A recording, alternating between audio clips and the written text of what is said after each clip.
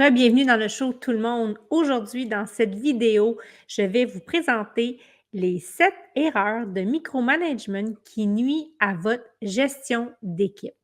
Et c'est super important que je vous parle de ça aujourd'hui parce que ça peut faire toute la différence entre une entreprise qui évolue bien, une équipe qui performe bien et des résultats fulgurants.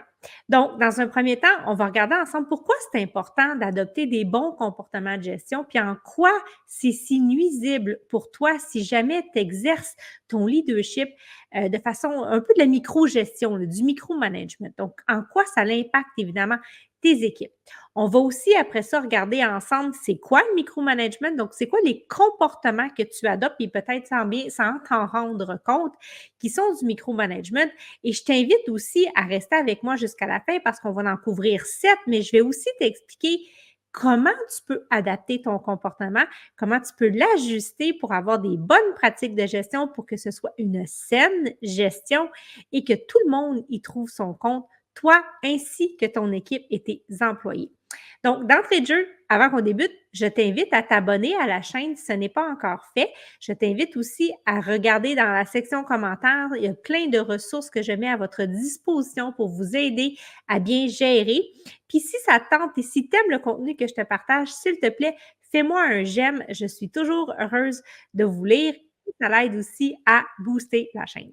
Donc, pourquoi est-ce qu'on veut adopter un bon comportement de gestion? Pourquoi c'est important de ne pas faire du micromanagement? Bien, en fait, premièrement, ça va faire appel vraiment à ton style de leadership et à toi-même dans un premier temps, parce que c'est toi qui es le capitaine à bord, bien sûr, et ça peut partir de différents espaces intérieurs qui fait que tu vas hyper contrôler tout ce qui se passe dans ta business. Et on appelle ça de la micro-gestion, du micromanagement.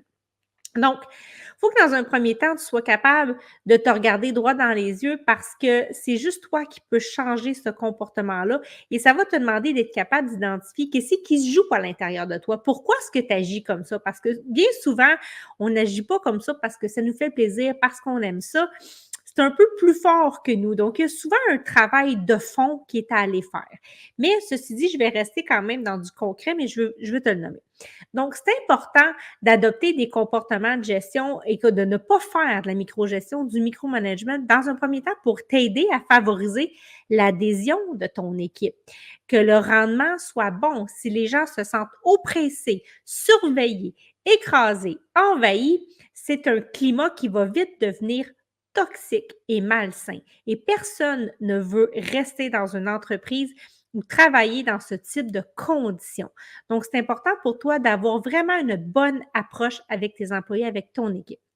Ça va t'aider aussi à te faire respecter et à bâtir ta crédibilité, ta notoriété dans ton industrie, mais aussi au sein de ton équipe de gestion, si tu en as une, si tu n'en as pas, c'est pas grave, avec tes équipes que tu supervises. Ensuite, ça va t'aider aussi à te libérer l'esprit parce que crois-moi, si tu n'as pas le nez partout en train de tout surveiller ce qui se passe, tu vas être capable de t'élever, tu vas être capable de bien jouer ton rôle de PDG, de bien te positionner et d'avoir l'esprit orienté sur la vision stratégique de l'entreprise, sur tes prochaines étapes, d'anticiper ce qui va se passer. Tu vas être capable d'avoir un regard beaucoup plus hélicoptère, comme on dit, ou ce que tu viens de positionner, sans avoir le nez concrètement dans chaque micro-détail. Donc, et bien sûr, ça va contribuer de façon très positive au bien-être de ton équipe, de tes employés. Donc, voilà. Maintenant, je vais te partager c'est quoi les mauvaises pratiques. Je vais t'en nommer 7 et aussi la contrepartie. Donc, comment est-ce qu'on peut renverser ces approches-là pour te sécuriser, pour que tu travailles à agir différemment, bien sûr, puis pour que ce soit évidemment positif, constructif pour ton équipe, ton entreprise. Donc, la première chose que tu peux observer qui est du micromanagement, c'est de la surveillance constante. Donc, on a de la difficulté à se détacher des opérations, on a besoin de voir à tout, de surveiller tout ce qui se passe. Et ça fait que ça devient écrasant, envahissant pour une équipe. et ça les met, ça crée un stress, hein. Ça vous est jamais arrivé, là, vous faites quelque chose, puis quelqu'un vous regarde, vous avez l'impression qu'ils attendent après vous et là, on fait plein d'erreurs parce qu'on sent qu'on a des regards posés sur nous. Bien, ça peut un peu créer cet effet-là au sein de vos équipes. Donc, comment est-ce qu'on veut bien agir dans ce style de situation-là dans un premier temps? Tu veux laisser de l'air, OK? Vous n'avez pas besoin de tout superviser. Vous devez mettre en place des systèmes, des mécanismes où il va y avoir une forme de reddition de compte, mais vous n'avez pas besoin de surveiller tout. Donc, bien sûr, ça va vous demander de la maîtrise, de lâcher prise, c'est certain, mais vous voulez offrir aux besoins, à ceux qui en auront besoin, du soutien. Donc, le soutien, c'est optionnel, c'est pas systématiquement. On veut favoriser l'autonomie. Donc, ça, c'est la première chose, donc avoir une surveillance qui est constante. Le deuxième micromanagement que qu'on peut observer, qui est néfaste pour votre entreprise, c'est d'avoir du flou, des objectifs flous, des attentes qui sont pas claires, des priorités qui sont pas spécifiées. Donc, très souvent, c'est bien, bien, bien clair dans votre tête. Vous savez ce que vous en allez, mais votre équipe n'est pas dans le secret des dieux, elle n'est pas dans votre tête parce que c'est pas toujours qu'est-ce qui se passe puis vers quoi il faut aller. Donc, évidemment, l'inverse de ça, c'est d'avoir des bonnes pratiques où régulièrement, vous allez adresser vos attentes clairement à vos équipes, à vos employés, à votre équipe de gestion, si vous en avez une. Vous allez nommer les objectifs et quelles sont les prochaines priorités, les prochaines étapes. Et vous pouvez aussi valider la compréhension de cette équipe-là pour éviter qu'il y ait de la confusion. Donc, il faut sortir du flou. Vous ne pouvez pas tout garder dans votre tête, puis vous n'êtes pas non plus obligé de le répéter à chaque 2 minutes, mais votre équipe doit pouvoir savoir à quoi s'attendre et sur quoi elle doit mettre son énergie, sur quoi elle doit focuser. Ça, c'est votre rôle. Deuxième chose, c'était les objectifs flous. Maintenant, la troisième erreur qu'on voit aussi régulièrement, c'est le contrôle. Et là, le contrôle, ça veut dire qu'on ne veut que ce soit que ses propres idées, ses propres façons de faire. L'important, bien souvent, c'est le résultat et l'atteinte des objectifs. Le comment c'est fait, chacun a sa façon de travailler, sa façon de faire, peut y avoir une sorte de flexibilité. Et c'est là où je vous amène dans l'opposé de ça, qui va être de favoriser l'autonomie, la créativité de l'équipe, de leur laisser l'espace pour qu'ils puissent prendre leur envol. Et pour être surpris, parce que bien souvent, ils peuvent peut-être faire les choses mieux que vous l'auriez pensé ou que vos propres idées, et ça va être aussi efficace, aussi efficient. Donc, on lâche le contrôle, on démarre de ses idées, on reste ouvert aux idées des autres, aux façons de faire différentes, on évolue là-dedans, on innove, et ça, on laisse cette responsabilité-là à l'équipe. Et en fait, c'est pour ça que vous choisissez une équipe. Bien souvent, vous allez prendre une équipe qui ont des forces, qui ont des compétences, qui ont des spécifiques que vous n'avez pas. Donc, laisser cette latitude-là va donner beaucoup d'air, de jus. Ça crée un sentiment aussi d'autonomie et il peut y avoir des résultats tout à fait merveilleux qui émergent de ça. Donc, je vous invite à lâcher le contrôle. Maintenant, la quatrième erreur que vous faites et qui fait que c'est beaucoup de micro-management, puis restez avec moi jusqu'à la fin parce que la 6e et la 7e vont être super intéressantes. Donc, c'est aussi d'intervenir trop souvent. Donc, tantôt, on a parlé de surveillance constante, mais on peut surveiller sans intervenir. Donc, je veux juste expliquer la nuance entre les deux. D'intervenir trop souvent, ça veut dire qu'on prend de la place, on fait des interventions, on va aller peut-être tout le temps critiquer, commenter, essayer d'ajuster. Donc, on se remet un petit peu le nez dedans. Tandis que quand on surveille, des fois, ça peut être à distance, on n'est pas nécessairement en train de faire une intervention. Donc, il y a une petite nuance entre les deux, mais bien souvent, les deux peuvent aller ensemble aussi en même temps. Donc, je vous mets en garde avec ça, bien évidemment. Donc, on intervient trop souvent. Ça ne laisse pas d'espace aux gens de fonctionner par eux-mêmes. Ça crée un niveau de stress, de l'anxiété. Les gens, vos employés peuvent commencer à se demander, ben coudonc, est-ce que je fais bien ça? Est-ce que Donc, tu sais, on peut le percevoir de façon négative.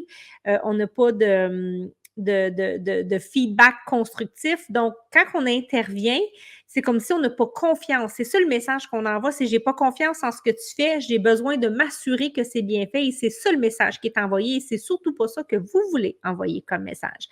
Donc, à ce moment-là, il faut mettre en place un corridor de communication qui va vous sécuriser, qui va apporter l'information que vous avez besoin d'avoir.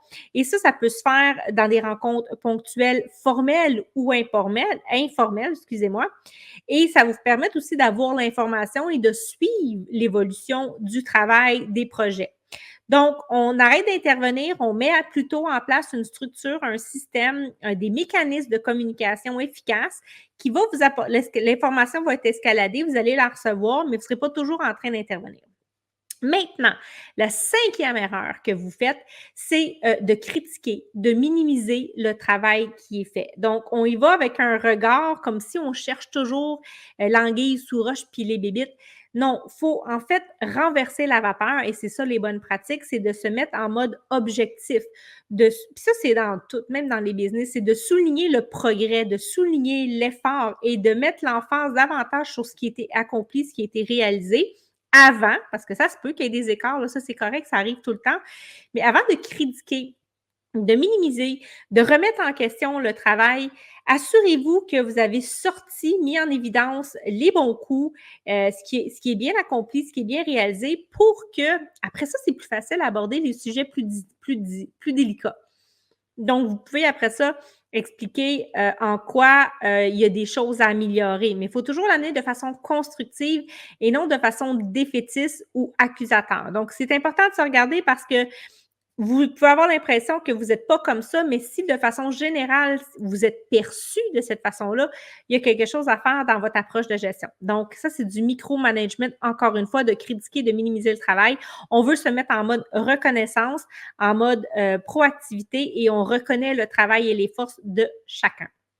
Maintenant, le sixième, donc j'espère que tu es encore avec moi, je vais te parler de méfiance. Donc, c'est sûr que quand on se comporte comme toute la façon dont je viens de te nommer, on est méfiant.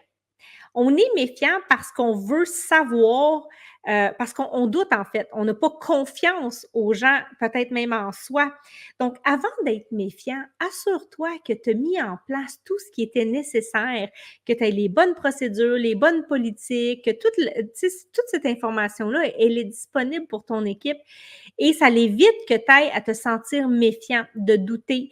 Et je peux comprendre à un certain degré que quand on a bâti quelque chose, qu'on s'est investi cœurs et âmes pendant des années, on peut avoir peur que tout s'écroule et on peut être méfiant sur le niveau d'engagement des gens avec qui on travaille. C'est pas leur enfant, c'est pas leur bébé, ils sont un employé, puis ça se peut qu'ils n'ont pas le même niveau, la même intensité que vous, et ça, je peux le comprendre. Mais votre job, plutôt que d'être dans la méfiance, c'est justement de les garder motivés, les garder engagés, qu'ils sentent qu'ils font partie de votre équipe, qu'ils ont un rôle. Et en travaillant avec eux, vous allez bâtir, développer ce lien de confiance-là qu'ils ont besoin d'avoir de vous envers eux et ça va vous aider à être moins méfiant et aussi faire confiance. Vous devez apprendre aussi à respecter le rythme de votre équipe, de soutenir, de reconnaître les forces et de venir soutenir là où il y a des besoins. C'est ça votre rôle principal et c'est ça les bonnes pratiques que vous devez mettre en place. Alors, ça, c'était la sixième erreur. Maintenant, on est rendu à la septième erreur. J'espère que tu es encore avec moi. Et celle-là est super importante. Puis je pense qu'il y a eu des modes pendant des années où on a vu des différents styles de leadership, styles de gestion. Mais on va se dire, là, en 2024, parce qu'au moment où j'enregistre ça, puis je pense pas que ça va changer, l'approche de commander, d'ordonner, là, je vous dis ça, puis j'ai l'image d'Hitler qui vient de m'apparaître, c'est démodé, là, c'est passé date. On a pu gérer des équipes comme ça. On est dans un mouvement où il y a des nouvelles générations. Ces générations-là ont des nouveaux comportements, ont des nouveaux besoins. Ils sont davantage axés sur le plaisir, le bien-être, pas tant juste sur les conditions de travail, les avantages, le salaire. Donc, vous devez être conscient de ça et offrir ce style de gestion-là. Donc, une gestion qui est plus participative, inclusive, va venir vraiment faire la différence entre j'ordonne, je suis autocratique, je donne des consignes. C'est comme une obligation. C'est comme un enfant. Quand tu lui dis non, fais pas ça, qu'est-ce qu'il a envie de faire, cet enfant-là? Il a envie de tout faire sauf vous écouter. C'est la même chose avec vos employés. Donc, on lâche la commande, l'ordonnage, ça fait partie du contrôle. Vous n'avez pas besoin d'aller là. Plus que vous allez lâcher l'élastique, plus que vous allez être un petit peu plus soft, je ne veux pas dire tolérant, mais à la limite, oui, vous pourriez être tolérant ou du moins donner des chances, observer, laisser une chance au coureur avant de juger ou de mettre une étiquette sur ce qui pourrait se passer. Et accompagnez davantage et soyez beaucoup plus participatif, inclusif et vous allez voir qu'il y a un chiffre majeur qui va s'opérer au sein de votre entreprise et les résultats seront tout simplement phénoménales. Alors voilà, on a regardé ensemble pourquoi c'est important d'adopter un bon comportement de gestion, c'est quoi l'impact de ne pas le faire ou de le faire et c'est quoi le micromanagement, donc les 7 erreurs fréquentes qu'on observe et comment est-ce que tu peux renverser ces 7 erreurs-là de façon plus constructive, agir comme un bon manager. Alors voilà, ça complète ce que j'avais pour toi aujourd'hui. Donc, juste avant de terminer, si tu as envie de voir, je suis où, moi, je me situe comment dans mes compétences de gestion? Est-ce que je suis un bon leader? Est-ce que je fais du micro-management? Il y a un quiz que j'ai laissé dans les commentaires où ce que je t'invite à le compléter et je te donne un diagnostic aussi entrepreneurial, si tu veux, en appel avec moi suite à ce test-là que tu vas procéder. C'est une dizaine de questions que tu peux compléter. Ça se fait assez rapidement. Donc, tu peux te le procurer dès maintenant dans les commentaires.